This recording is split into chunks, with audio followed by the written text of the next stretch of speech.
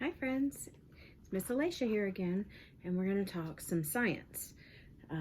We are again in week 20, and we're going to do a straw bridge construction this week. It's kind of fun.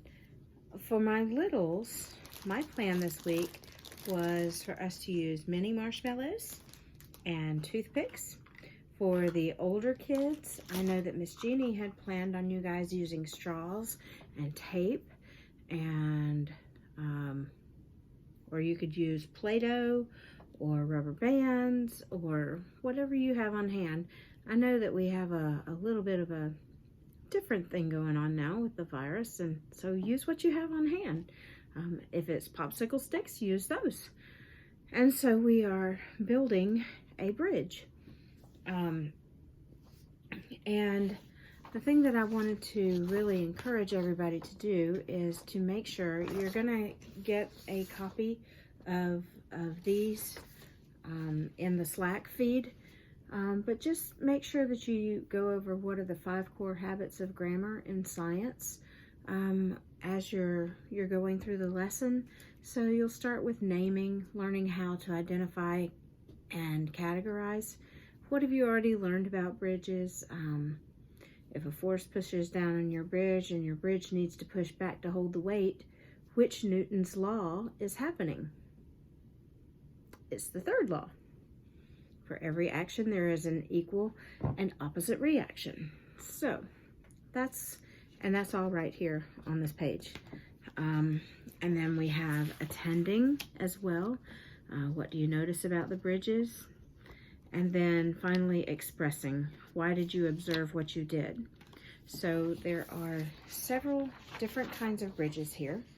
We have a beam bridge, which is very much like 2 blocks with a long block over the top, or the truss bridge, which helps to break down or disseminate some of the pressure by using the triangular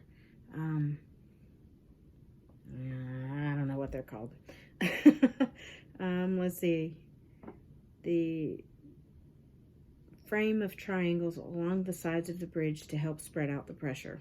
That's what they're called, triangular frame. Okay. Another type of bridge is an arch, and it does different things. It spreads out the pressure a little differently, and so if you happen to have blocks that have these wonderful arches, then you can press down on the blocks before you start building your bridge, possibly. Just an idea. And finally, the last one down here is the suspension bridge. And so it has it's very similar to a beam bridge, but then it spreads out the pressure with the wires and such. And so you can use the popsicle sticks or straws, or in our case, toothpicks, to create that particular bridge. And then if you have more than one kiddo, you could compete to see who built the best, strongest bridge. And you could like fill up a plastic cup with coins and just keep adding coins until your bridge collapses. And then that way you will know, you could try to build them all and see what happens. Do an experiment.